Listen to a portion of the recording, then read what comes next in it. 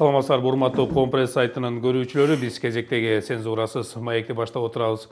Ал эми бүгүнкү коногубуз Жогорку Кеңештин 2 жолку депутаты, Каржы министринин орун басары, салык кызматынын башчысы, ошол эле социалдык фонддун төрагасы. Ал эми Жогорку Кеңеште отурганда төрага болуп иштеген, андан сырткары ошол эле Жогорку Кеңеште бюджет жана финансы комитетинин башчысы болгон Акматбек Келдибеков. Саламатсызбы? Куш келип туруп студияга. Эми биз саясат менен аралашып жүргөн адамдар менен негизинен саясат жөнүндө сүйлөшөбүз. Бирок азыр санап өткөндөй, сиз жалпысынан экономика тармагында көбүрөөк иштеген экенсиз. Ошол себептен азыр республикалык бюджет, республикадагы экономика, каржы маселеси жөнүндө сөз кылабыз сиз менен. Бизде бир 30 мүнөтүбүз бар. Негизи азыр республикалык бюджет боюнча абал кандай, ошол жөнүндө айтып берсеңиз. Эми сырттан карап бул маселени жакындан түшүнгөн адам катары. Эми бир гана биздин өлкөдө эмес, бардык эле өлкөдө жаңы коронавирустун кесепетинен бардык өлкөнүн экономикасы аксап аткан учур. Айрыкча биздин өлкө үчүн бул өтө оор, татаал десем болот. Себеп дегенде биз менен соода карын катнаш кылган Кытай менен болгон границабыздын 2 жылдан бери жабылып, ченемдүү түрдө гана жүктөрдүн өтүшү, же болбосо алардын жүктөрдүн келүүнүн мөөнөтүнүн мурдагыга караганда 10 эсе 15 эсе узарышы. Экинчиден, башка мамлекеттер менен болгондо соода катнаштардын бардыгы мындай кыскарышы. Бул түздөн түз биздин экономикага катуу таасирин тийгизди. Себеп дегенде биздин экономика негизинен түшкөн акчанын бардыгы кирешеге. Бул услуганын негизинде. Бизде өндүрүштүн аздыгы, завод, фабриканын иштебеген негизинде бул ошол соода башка өлкөлөр менен карын катнаштын түздөн түз байланыштуу. Салык болуп калат да? Да, себеп дегенде бизде тилекке каршы баягы торговый баланс деп коет, экспорт, импорт, экспортко караганда көп эсе көбүрөөк да. Алып келгенибиз көбүрөөк, чыгарганыбыз азыраак. Буну мындай элге түшүнүктүү сөз менен айтканда, канчалык импорт көп болсо, ошончолук ички экономиканын начарлыгы, ички экономиканын иштебегенде. Себеп дегенде качан гана элге же мамлекетке керектүү нерселер ички экономикада жок болгондо биз сырттан издейбиз да. Мына бүгүн биздин күндөлүк турмушубуздун 90% импорт болуп эсептелет. Сиздики, меники, ошо үй турмушубуз болобу, кандай гана турмуш болбосун, мунун бардыгы импорт. Импорт канчалык көп болсо, ал ички экономиканын ошончолук начарлашынын белгиси болуп эсептелет. Эмне себептен ушунча жылдан бери, 20-30 жылдан бери, допустим, биздин торговый балансыбыз ушундай отрицательный болсо да, биз экономиканы сактап келатабыз. Себеп дегенде биздин трудовой мигранттарга терең ыраазычылык, мен бекеринен айтып жүрбөйм. Тышкы мигранттардын биз колунан бутунан өбүшүбүз керек. Себеп дегенде алардан келген валютанын негизинде биз экономикалык, макроэкономикалык көрсөткүчтөрдү сактап келатабыз да. Атак эгерде ошол мигранттардан акча келбей калса, экономиканын мыйзамы тили менен айтканда, мындай отрицательный импорт 10 эселеп экспортко караганда көп болгон мамлекет экономикасы крах болуш керек да. Крах болуш керек. Ошон үчүн бүгүнкү күндөгү салык кодексин өзгөртүүдөн бул майнап чыгып же бюджетибиз толуп кетпейт. Андан кандайдыр бир туруктуу системаны же туруктуу кирешени биз ала албайбыз. Биз жок дегенде ушул коронавирустун, пандемиянын кесепетинен жок дегенде ишкерлерди кантип өзүн өзү сактап калуу боюнча сактап кала алат деген принцип менен иш алып барышыбыз керек. Салык жаңы кодекс эмес, эски кодекс менен эле, бирок дагы бир жеңилдиктер, же болбосо дагы бир ыкмаларды пайдаланыш керек деп атасыздар. Мындай да 2009-жылы ишке кирген салык кодекси постсоветский деп коелу, мурунку Советтер Союзунан таркаган өлкөлөрдүн ичинде Кыргызстандагы эң либералдуу салык кодекси болуп эсептелген. Себеп дегенде 16 салыктын түрүнөн 8 салык түрү калган. НДС'ти биринчилерден болуп биз 12%га чейин түшүрдүк. подоходный налогты 10%-га чейин, киреше салыгын, налог на прибыль деп, аны 10%-га. Мындайча айтканда ошонун бардыгын сактап, ошол мезгилде биз алган салык кодексинин негизинде налог с продаж деп коет. Бул 2-3 жыл ичинде ал салык алынып салыш керек эле да. Бирок тилекке каршы мен карап чыктым. Ошол 9-жылдан бери бүгүнкү күнгө чейин салык кодексине жүздөгөн өзгөртүүлөрдү киргизиптир да. Себеби эмне? Себебин анализ жасап көрдүм. Ал киргизген өзгөртүүлөрдүн бардыгы кантип бюджетту толтурабыз деген принцип. Андай да болбойт. Көбүрөөк киреше алыш керек, ошо ишкерлердин көбүрөөк алыш керек, да. Ал эми бүгүнкү ошол салык кодексин кийинки кирген өзгөртүүлөр жоктугу эле ишкерлерге мындай катуу зыянын келтире турат. Ошол салык кодексин жакшы иштетип, администрированияны күчөтсө эле бюджет толмок. Себеп дегенде 2008-2009 жылда дүйнөлүк экономикалык кризис болгон, эсиңизде болсо. Биз салык кодексин киргизип атканда бардык эксперттер айткан биздин бюджет толбой калат. Бирок 2009 жылы салыктын түрү 2 эсе азайса дагы, салыктардын ставкасы 2 эсе азайса дагы, мисалы 20%-дан НДС 12, налог на прибыль 30-дан 10-га түштү, подоходный 20-дан 10-га түштү. Ага карабастан биз 2008 жылга салыштырмалуу 2009 өсүш 136%-га өргөн да. 136. Бул эл ишкерлер салыкты бекитпей, ачык айкын отчетторун көрсөтүп, ачык айкын чыга баштаган. Себеп дегенде ошол ишкер үчүн бул ыңгайлуу салык кодекси болгон. Эми азыр жаңы кодекс кабыл алып атат, бул менен кандай прогноздорду берет элеңиз? Мисалы, сен бул тарабында айтасыз да, мисалы 8 миллионго чейинкилер салык төлөбөй эле койсун дейт. Эгерде жүгүрткөн акча 8 миллионго чейин болсо, андан жогоркулар анан кийин өзүнүн пайыздык көрсөткүчү менен төлөп баштайт. Мен экономист, финансист катары бир сыйра окуп чыктым. Себеп дегенде аны азыр свободный продажада жок. Интернеттен жакында эле алдым. Алып бир сыйра убактыма карап окуп чыктым. Мен логикасын түшүнбөй койдум да. Эмне себептен кереги бар эле деген стратегиясын. Ушул салык кодексинин кереги бар беле, бүгүн же кереги жок беле дегенге мен түшүнгөнүм жок. Себептен да бул салык кодекси качан керек? Анын кээ бир принциптери туура. Качан экономика жакшы иштеп, өзүнчө бир мындай бүгүнкүдөй коронавирус же болбосо ушул окшогон тоскоолдуктар болбогон экономика жылып кетип атканда муну киргизсе болмок. Ал эми кечеки салык кодексин киргизип коюу кандай гана жаңылык болбосун, бүгүнкү күндө ишкерлердин баардыгы кыйналып, өзүн өзү зорго багып атат. Өзүнүн ошол бизнесин сактап калыш үчүн иш алып барып атат. Ушул мезгилде жаңы правиланы киргизиш, жаңы эрежени киргизип, ошого бардыгын мындай заставить этиш бул туура эмес деп ойлойм. Бул менен биз ошол ишкерлерди көмүскө иш алып барууга түртүп атабызбы? Ишке түртүлөт. Себеп дегенде ошол 8 миллионго чейин төлөбөй эле койсун деп атат. 30 миллионго чейин төлөнбөйт, 30 миллиондон кийин НДС төлөнөт деп. Ишкерлер деле баш иштеген адамдар ишкер болот да. Алар 30 миллионго чейин азыр бир фирма 30 миллионго чейин болсо, ал 4 фирмага бөлүп коет. Мисалы аныкы 120 миллионго чейин жетсе обороту, ал 4 фирмага берип коет. Бул жерде жаңы фирмаларды ачат дагы ошонун айланасында ошо менен 30га чейин иштей берет. Бул жагын эске алган эмес да. Андан кийин ошол 30 миллиондон 8 миллиондон өдө с оборота деп атпайбы? Оборотто, мисалы, оборот деген эмне? Сиз мисалы бир стакан сатасыз, бир буюмду сатасыз.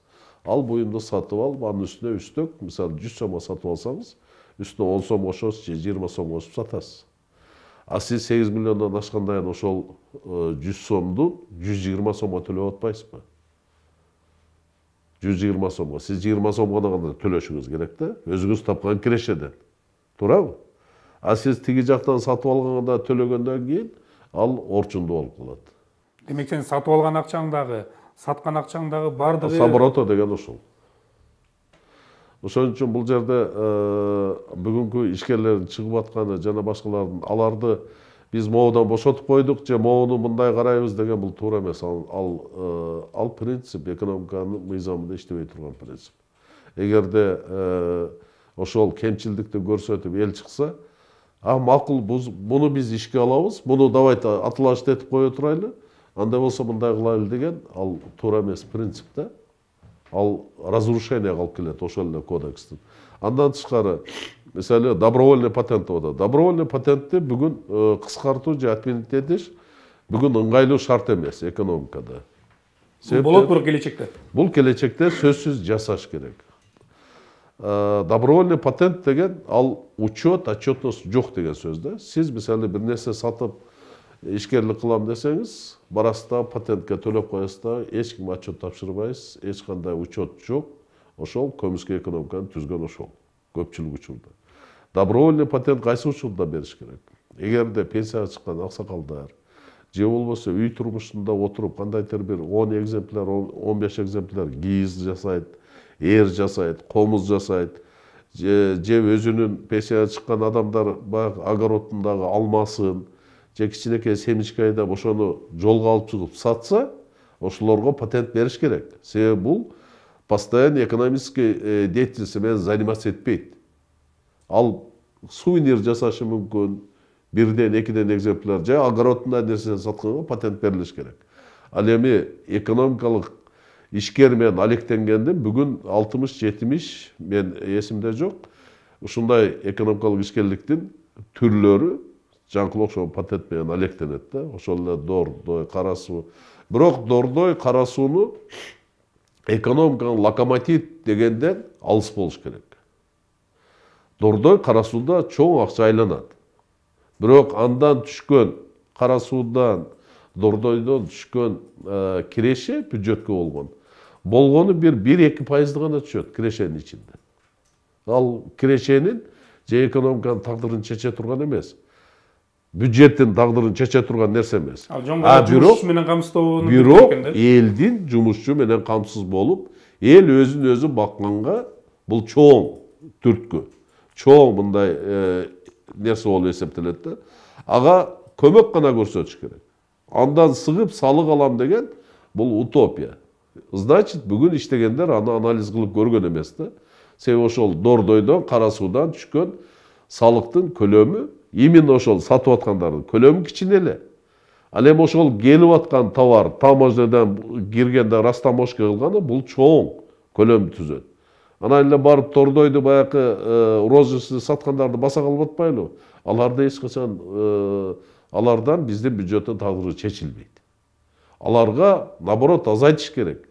Алар канчалык салыкты мындай жеңилдетсек, алар ошончолук көп Кытайданбы, Турциядан башка жактан алып келип, ошол границага кирип атканда НДС жана башка салыгын төлөгөнү ошол бюджетке көлөмдү түздө бюджеттти толтурганга жардам берет. Башкача айтканда, сырттан алып келүүгө, же болбосо башка да бир аракеттерди көрүүгө кызыктар кылышыбыз керек. Конечно, булар канчалык көп сатса, канчалык буларга жеңилдик болсо, булар көп сатат да. Канчалык көп сатса, канчалык ишкерлиги өркүндөсө, адамдыкын ошол дордойдо отурган, кара сууда отурган, канчалык ошолор кызыктар болсо, алар ошончолук көбүрөөк алып келет. Эми азыр жогоруда сөз кылбадыкпы? Азыр ошол экономикалык өсүш бизде эле эмес, баардык мамлекеттерде оорчулукту пайда кылып атат. Анткени коронавирус баягы пандемия учурунда баардыгыбыз отурдук да үйдө. Дүйнө жүзүндө коелу. Эми азыркы тапта чек ара жабык турат. Ошол эле Кытай менен кирген товарлардын саны аз. Эми ушул тапта баалардын өсүшүн кантип токтотушубуз керек же жайлатышыбыз керек?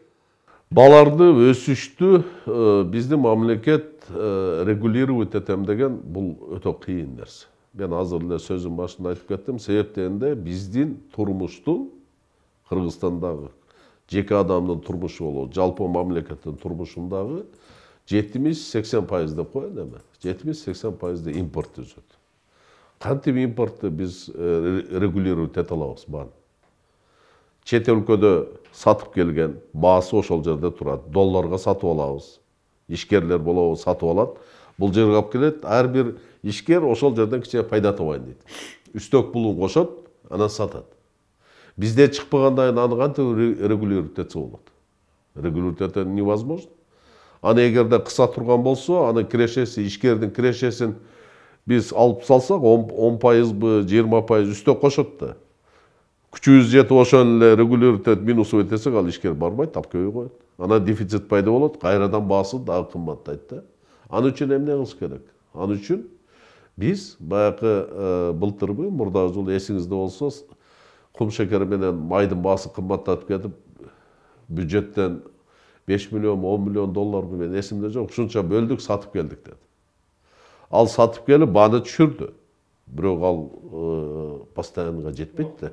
Убактылуу да. Аны менен бизде май менен кум шекер өсүп кеткен жок да. Туурабы? Ошон үчүн өкмөттүн түздөн түз алып бара турган иши ошол импорттон келген товарлардын кайсынысын биз өзүбүздө чыгара баштайбыз. Элге биринчи керектүү нерсе. Ошол эле кум шекер, майды бизде чыгарса болот да.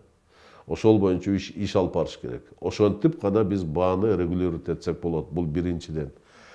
Экинчиден, мына бюджетти 400 миллиардка көтөрөбүз дейт. Мен көп жолу өкмөттүн совещаниясынан да средства массовой информациядан көрдүм. Өкмөттүн премьер-министр айтып атат, консолидированный бюджет биз 400 миллиардка көтөрөбүз деп. Мыйзамда жазылып турат. Өкмөт республикалык бюджетке гана жооп берет. Ошонун негизинде аткарылышы боюнча ошону алып келип закон кабыл алат. Ошонун негизинде отчет берет парламентке. Парламент ошону бекитет. Парламент эч качан консолидированный бюджетти бекитпейт. Консолидированный бюджет буга чейин деле көтөрүлүп жүргөн. Эгерде бардыгын коссоң, ага соцфонд жана башка бардык республикалык бюджетке кирбегенди бардыгын коссоң, ал 400 миллиард эмес, 500 миллиардка чыгарып койсо болот.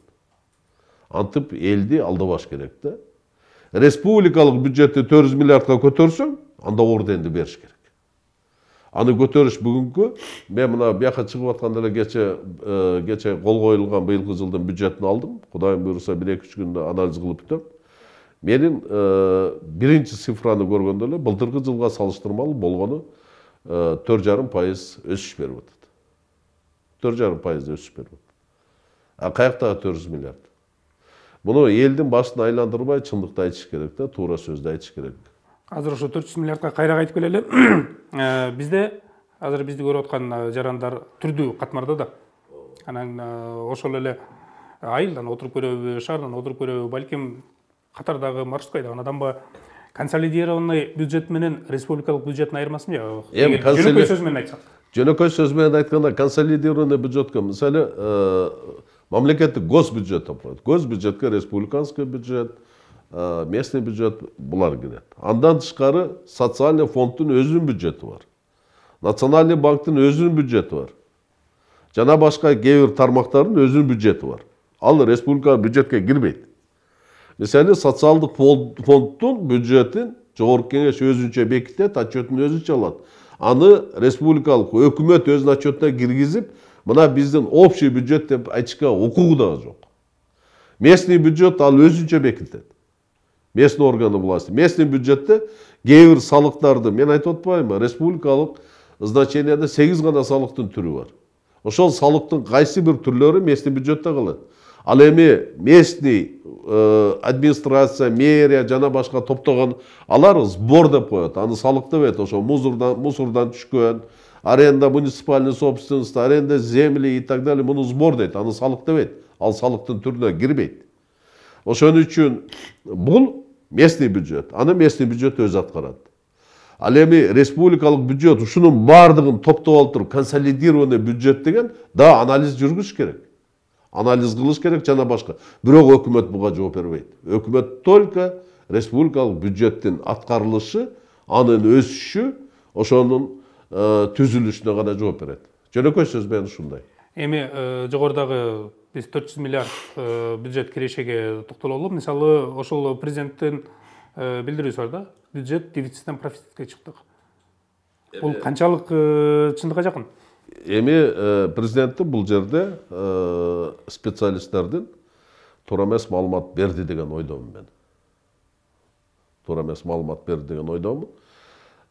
Профицитке ушундай татаал мезгилде чыгыш бул өтө кыйын да.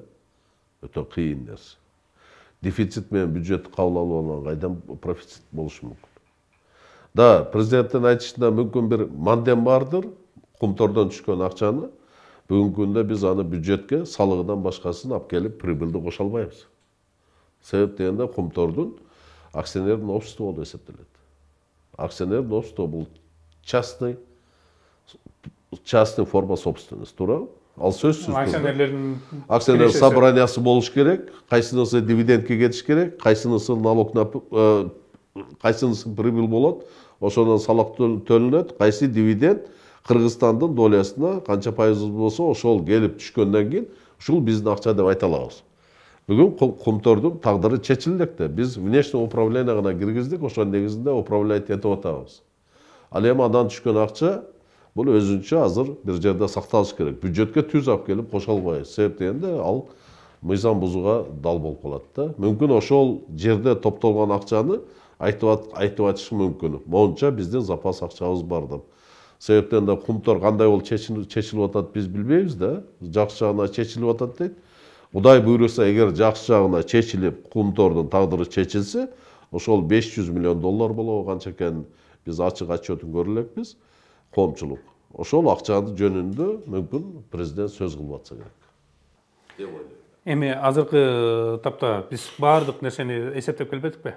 Мисалы, мурунку жанагы импорт, экспорт, салыктын түрлөрү, эми пандемия али тарай элек. Дагы деле баягы ар бир мамлекетте маал менен чектөөлөргө риск коюп атат. Ал эмес өзүбүздө да чектөөлөр маал менен болуп атат. Ушул шартта Кыргызстандын абалына кандай прогноз бересиз? Кыйынчылык болот. Баягы халва десең оозуңда сладость пайда болбой калат деген пословица бар го. Ошо сыңарындай биздин аябай жакшы болуп атат деген менен баа өсүп атат. Дефицит товарлар пайда болуп атат. Элдин жашоо турмушу мындай кыйынчылык жака кетип атат. Бул ачык айкын факт. Бул бизден гана эмес, ошол дүйнөлүк кризистин кесепети, дагы жолу кайталайт. Бирок ушуну биз башка мамлекеттер, чоң мамлекеттер, Россия Федерациясы, Казакстан, Өзбекстан, булар ишкерлерди салык, кошумча салык алгандын ордуна алар мамлекет тарабынан колдоо көрсөтүп, акчаларды берип, эптеп, ошол пандемия учурунда, дүйнөлүк экономикалык кризистин учурунда ушул ишкерлерди кантип сактап калабыз? Ишин уланта бериш керек алар. Эптеп, ошол өлбө жаным өлбө болуп, ошол ар бир ишкер өзүнүн жасап аткан ишин кантип сактап калат деген принципте бүт дүйнө жүзүндө ушундай саясат жүрүп атпайлыбы? Ошол сыңарында биз дагы, мен эсиңизде болсо, коронавирус башталганда бир прессага бердим эле, мына Ысык көлдө. Жөнөкөй эле Ысык көл сезонун, Ысык көлдөгү жайкы сезон башталаардын алдында коронавирус башталган, эсиңизде болсо. Ошондо мен айттым эле, салыктардан бошоткула. Ал чоң деле сумманы түзбөйт. Жок дегенде Ысык көлдөгү ошол жер салыгынан жана башкадан бошотуп, баасы төмөн болот, путевканын соответственно. Элдер көбүрөөк келет, жумуш жорду пайда болот. Канчалык бизге ошол пансионаттардын жана башкалардын иштеп кеткени, акча келип түшкөнү ошол экономикага көбүрөөк пайда алып келет, чем ошол жерден 150 миллион, же болбосо 200 миллион, 300 миллион сом алгандан көрө, ошол бааны регулировать этип, ишкерлерге мүмкүнчүлүк берсек, ал жерде миллиард деген сомдор түшөт. Ушул окшогон нерсени ар бир отрасль, ар бир бизнестин тармагын анализдеп туруп, ушуларды кантип биз сактап калабыз? Пандемия бүткүчө. Себеби дүйнө жүзү карын катнаш ачылмайса кыйын да. Тем более биздин 80% импорт болуп атканда. Биз товарды кээ Япониядан алып келет, кээ Кореядан, Турциядан, Россиядан, Америкадан жана башка алып келип атпайбы? Булуң бурчуна бүт дүйнөдөн алып келип атат. Эми ошол ачылып, мүмкүнчүлүк түзүлгөнгө чейин биз кантип сактап калабыз? Бүгүн ачуу чындык. Ишкерлердин көпчүлүгү чет өлкөгө кетип атышат. Себеби көбү ишин жаап атат, эч кандай пайда чыкпай калды, банкрот боло баштады, иштерин жаап, чет өлкөгө жылып атышат. Бул ачуу чындык. Бул статистика бүгүн көрсөтүп атат. Раз ошондой отток бизнес болуп аткандан кийин кантип, эмне себеп деп себебин анализ жасаш керек да отурупчу. Ала өкмөттө отуруп сулуу сүйлөп койгондо маселе чечилбейт. Бирок ал жакта деле адистер отурат да. Анализ жасаган бир нерсе, же болбосо бул популизмге жакыныраак болуп атабы? Эми адистер мындай болуп атпайбы? Адистер жаштар келсин, жана башка бүгүнкү күндө опыты жоқ, мұрын көрбөгөн, иштебеген балдар келип отуруп атат. Да, жаштарды өстүрүш керек, аны тарбиялаш керек. Аны алып барып койбош керек. Аны тарбиялап, качан гана ошол деңгээлге жеткенден кийин коюш керек. Азыр баягы ступенканы өтпөй сен жөн алып барып министр кылып койсоң, мына кечээки ошондой коюлгандардын кээ биркиси камалып атат. Кээ биркиси 1 ай, 2 ай иштебей иштен кетип атат.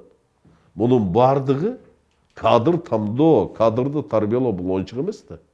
Кайсы тармак болбосун, ошол тармактын ар бир ступенди өтүп чыккан адам гана барып ошону коюш керек. Аны меники эмес, биздин партия, сенин партияң дебей, бүгүнкү күндө бир муштумда түйүлүп, ошонун ичинен күчтүүлөрдү алып барып коюш керек. Кризис менеджерлер.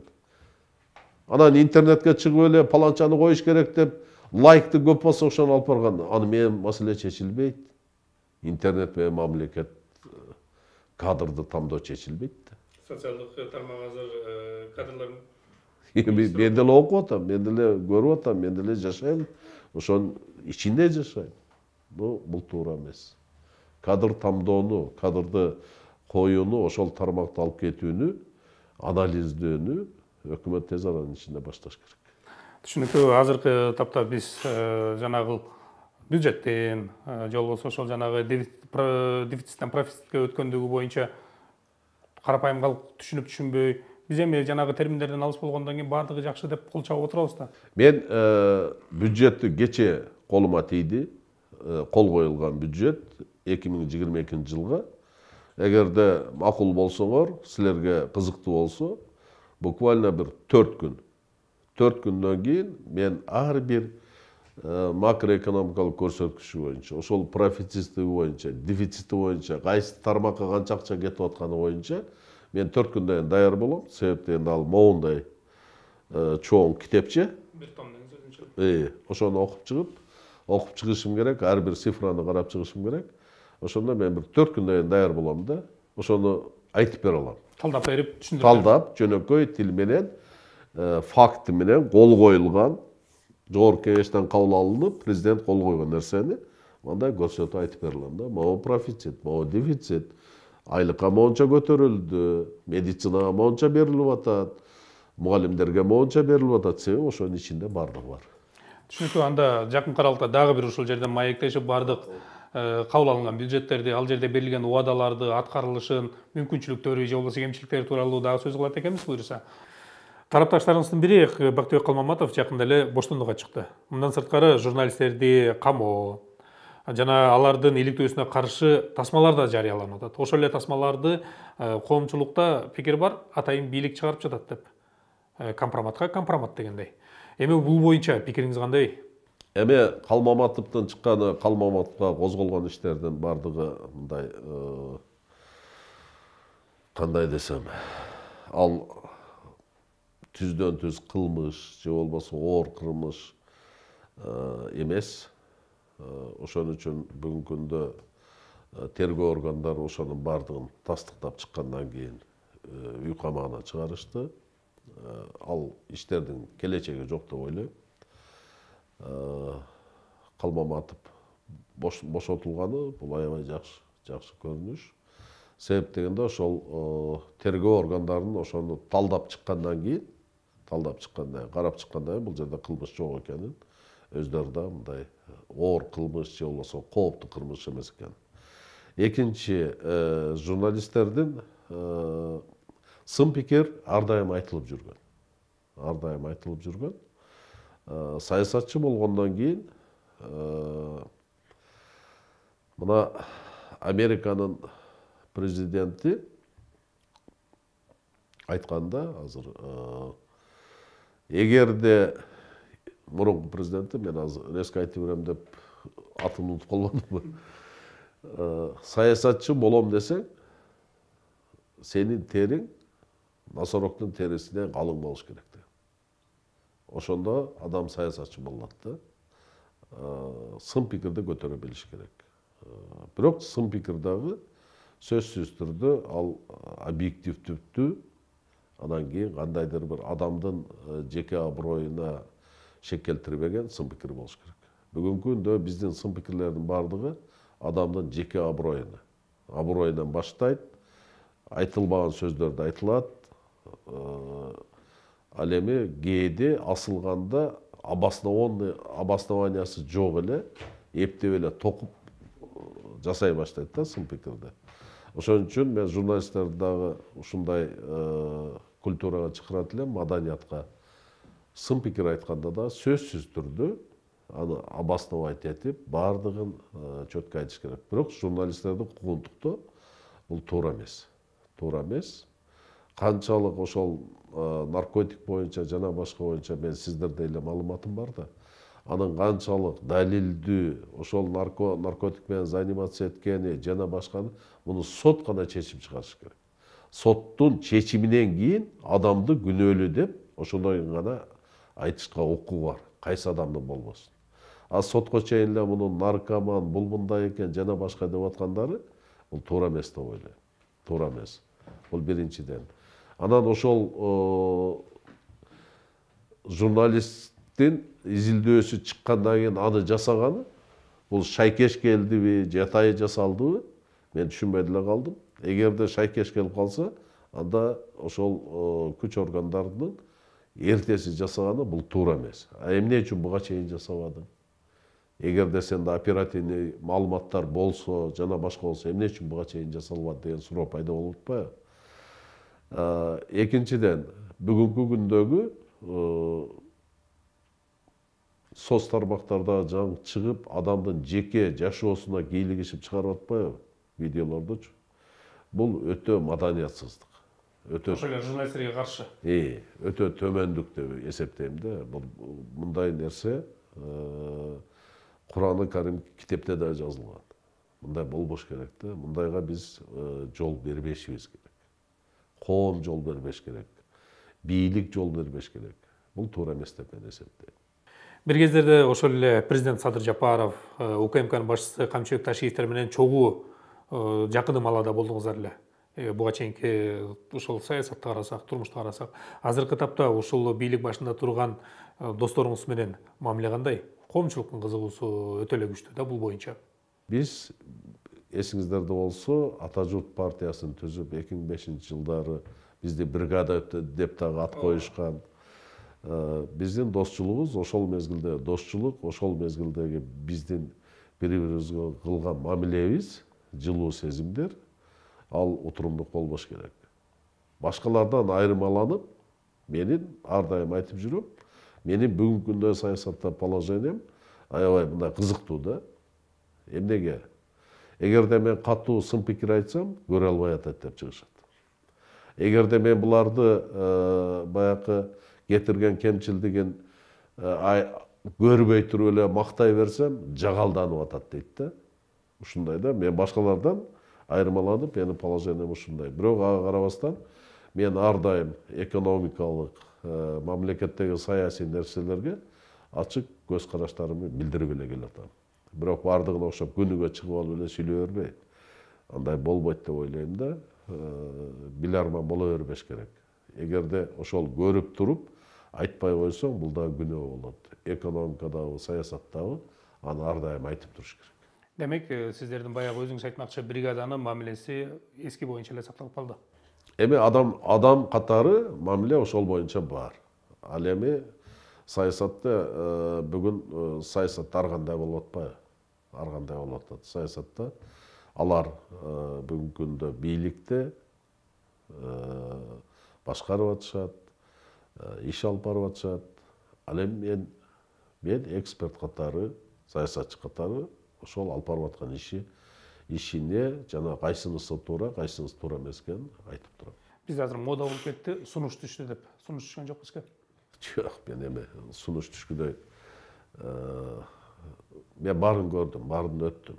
Мен колуман келген жерге гана барып, элге кызмат кыла алсам болот да. Бүгүнкү күндө мода дегенде сиз колунан келгенине дагы, колунан келбегенине дагы элдин баардыгы кызматта эле чуркап калбадыбы? Бирок ошол кызматты аткарыш колунан келеби, келбейби? Сулуу сүйлөп, сулуу жазганда ал маселе чечилбейт. Бүгүнкү күндө мен өкмөт мүчөлөрүнүн көпчүлүгүн көрүп атам. Средства массовой информацияга чыгат, телевиденияга чыгат, заседаниясын көрөм өкмөттүн. сулуу сүйлөп, ошол өзү сүйлөп аткан, же болбосо жогорку кеңешке берип отчет берип, кайсы бир маселелерди талдап калганда, өзү иштеп, ошону жетектеп аткан, маселени түшүнбөгөн жетекчилер бар. Биз ошолорду кармап отурабыз. Андан кандай тиянак же болбосо кандай мындай пайда чыгышы мүмкүн мамлекетке.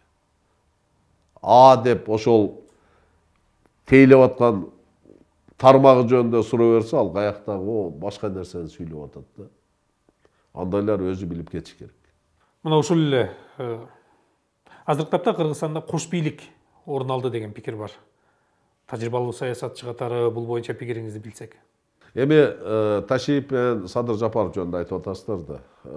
Ташиев бүгүнкү күндө өкмөттүн вице-премьери и КГБнын башчысы.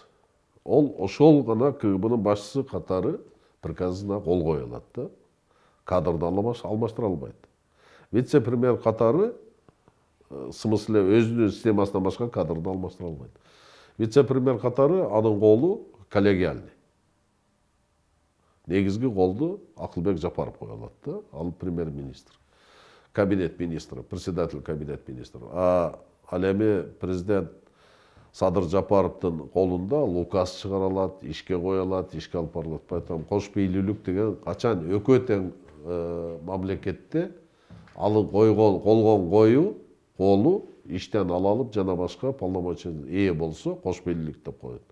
Кош бийлик качан болгон десем болот. Кош бийлик эмес, мындай бири-бирине баш ийбеген. Бул 2010 жылдан кийин парламенттик, президенттик башкарууга өттүк дегенде. Биз парламент мисалы президент кол койбой койгон мыйзамды парламент кол кое алчу. Президент каалайбы өкмөт иштей албаса өкмөттү айдачу. Президент каалабайбы өкмөттү түзүп жаңы өкмөт алып барып койчу. Бул конкуренция болчу, жакшы болчу. Эми эл арасында кош бийлүүлүк деп жүрөт, бирок экөө тең коом алдында, эл алдында бүгүнкү кырдаалга, келечекте мамлекеттин тагдырына экөө тең жоопкерчиликтүү. Себеби экөө келгенде биз жоопкерчиликтүүбүз деп келген.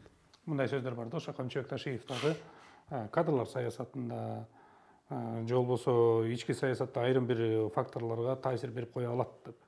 Эми сөзү менен таасир берет. Сөзсүз түрдө таасир бере алат. Себеп дегенде жоопкерчилиги экөөнүн мойнунда. Ташиев кийлигишип атат деп атпайбы көпчүлүк учурдачы. Бирок Ташиевдин мойнунда жоопкерчилик бар да.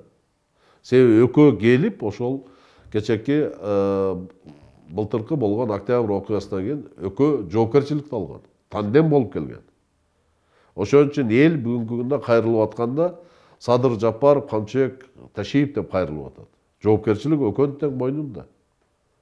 Эртең окус жакшы болуп кетсе экөөнө тең жакшы, жаман болуп кетсе экөө тең жооп берет. Ошон үчүн бул жерде жоопкерчилик экөөндө тең бар. Маегибизди жыйынтыктайлы. Себеп дегенде бизде дагы бардык нерсе чектелүү болгондой эле убактыбыз да чектелүү болот. Урматтуу Компресс сайтынын көрүүчүлөрү, биз жогорудагы республикадагы бюджет, экономикалык абал жөнүндө сөз кылдык. Ал эми маегибиздин коногу Жогорку Кеңештин 2 жолку депутаты, Жогорку Кеңештин төрагасы жана ошондой эле бюджет финансы тармагындагы адист Ахматбек Келдибеков болду. Рахмат, чоң ишиңерде ийгилик, аманчылык, жакшылык болсун.